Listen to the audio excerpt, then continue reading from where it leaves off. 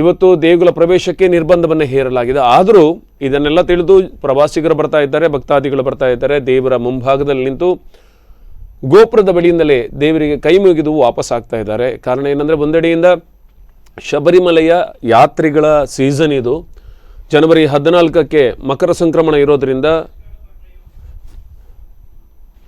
ಶಬರಿಮಲೆಯಲ್ಲಿ ಅತಿ ಹೆಚ್ಚಿನ ಜನಸಂಖ್ಯೆ ಸೇರೋದಕ್ಕೆ ಈ ಬಾರಿ ಅವಕಾಶವನ್ನು ನೀಡಲಾಗಿಲ್ಲ. ನೇರ ಆನ್ಲೈನ್ ಬುಕ್ಕಿಂಗ್ಗಳ ಮೂಲಕ ಶಬರಿಮಲೆ ಕ್ಷೇತ್ರವನ್ನು ಸಂದರ್ಶಿಸಬಹುದು. ಅದರ ಜೊತೆಗೆ ಅದಕ್ಕೆ ಬೇಕಾದಂಥ ಎಲ್ಲ ಪತ್ರಗಳನ್ನು, ಅದೇ ರೀತಿ ರೆಕಾರ್ಡ್ಸ್ಗಳನ್ನು ಆನ್ಲೈನ್ ಮೂಲಕ ಎಲ್ಲರೂ ಪೂರೈಕೆ ಮಾಡಬೇಕಾಗತ್ತೆ. ಒಂದು ತಂಡ ಹೊರಡೋದಿದ್ದರೆ ಒಂದು ತಂಡದಿಂದ ಒಬ್ಬ ಅದನ್ನೆಲ್ಲ ಫಿಲಪ್ ಮಾಡಿಕೊಂಡು ಶಬರಿಮಲೆ ಕ್ಷೇತ್ರದ ದರ್ಶನ ಪಡೆಯೋದಕ್ಕೆ ಅನುಮತಿಯನ್ನು ಪಡ್ಕೊಳ್ಬೇಕಾಗತ್ತೆ. ಅದಕ್ಕೆ ಸರಿಯಾದ ಸಮಯವನ್ನು ನಿಗದಿ ಮಾಡುತ್ತೆ. ಇಷ್ಟೇ ಸಮಯದಲ್ಲಿ ಶಬರಿಮಲೆಯನ್ನು ಪ್ರವೇಶಿಸಬೇಕು, ಇಷ್ಟು ಸಮಯದಲ್ಲಿ ನಿಮ್ಮ ಸೇವೆಯನ್ನು ಮುಗಿಸಬೇಕು ಇತ್ಯಾದಿ ಕಟ್ಟುನಿಟ್ಟಿನ ಆದೇಶಗಳಿವೆ.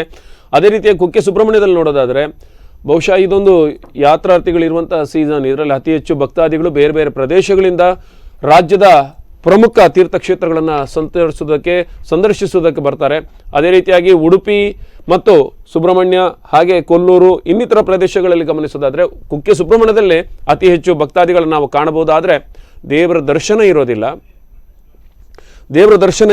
ಕೇವಲ ದೇವರ ಗೋಪುರದ ಮುಂಭಾಗದಲ್ಲಿ ನಿಂತುಕೊಂಡು ಅಲ್ಲಿಂದಲೇ ದೇವರಿಗೆ ಕೈ ಮುಗಿತಾರೆ. ಈಗ ಕುಕ್ಕೆ ಸುಬ್ರಹ್ಮಣ್ಯದ ಅಲ್ಲಿನ ಒಂದು ವೀಕೆಂಡ್ ಕರ್ಫ್ಯೂ ಬಗ್ಗೆ ನಮ್ಮ ಜೊತೆ ನೇರ ಸಂಪರ್ಕದಲ್ಲಿ ಮಾತಾಡೋದಕ್ಕಿದ್ದಾರೆ ಪ್ರಕಾಶ್ ಕಡಬ ಇವರು. ಅವರನ್ನ ಸಂಪರ್ಕಿಸೋಣ. ನಮಸ್ಕಾರ ಪ್ರಕಾಶ್ ಅವರೇ. ನಮಸ್ಕಾರ.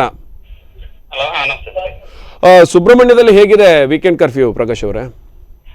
ಸುಬ್ರಹ್ಮಣ್ಯಕ್ಕೆ ಸಂಬಂಧಿಸಿದಂತೆ ಇವಾಗ ಕೆಲವು ಪ್ರವಾಸಿಗರು ತಿಳಿಯದೆ ಬಂದು ಇಲ್ಲಿ ಕೆಲವರು ಒಂದು ಬಾಕಿ ಆಗಿರುವಂತದ್ದು. ಒಟ್ಟಿನಲ್ಲಿ ಈ ಕೆಲವು ಹೋಟೆಲ್ಗಳಲ್ಲಿ ಪಾರ್ಸಲ್ ವ್ಯವಸ್ಥೆ ಇರೋದಕ್ಕೆ ಸದ್ಯದಲ್ಲಿ ಸ್ವಲ್ಪ ಸಮಾಧಾನ ಇದೆ ಅಂತ ಹೇಳ್ಬೋದು. ನಂತರದಲ್ಲಿ ಕಡಬ ಮತ್ತು ಉಪ್ಪಿನಂಗಡಿ ಪ್ರದೇಶ, ಕಡಬದಲ್ಲಿ ಬಂದು ಪೊಲೀಸವರು ಸ್ಟ್ರಿಕ್ಟಿನ ಇದು ಕ್ರಮ ತಗೊಳ್ತಾ ಇದ್ದಾರೆ. ಅಲ್ಲಿ ಎಲ್ಲ ವಾಹನಗಳನ್ನು ತಪಾಸಣೆ ಮಾಡುವಂತದ್ದು, ಅನಗತ್ಯ ತಿರುಗಾಡುವಂತ ವಾಹನಗಳನ್ನು ಅವರಿಗೆ ಫೈನ್ ಹೊಡೆಯುವಂತ ಕೆಲಸಗಳು ಮಾಡ್ತಾ ಇದ್ದಾರೆ. ನಂತರ ಉಪ್ಪಿನಂಗಡಿ ಕಡೆಗೆ ಆದ್ರೆ ಅಲ್ಲಿ ಸಾಮಾನ್ಯವಾಗಿ ಬಸ್ಸುಗಳು, ಖಾಸಗಿ ಬಸ್ಸುಗಳು ಎಲ್ಲ ಓಡಾಟ ನಡೆಸ್ತಾ ಇದೆ.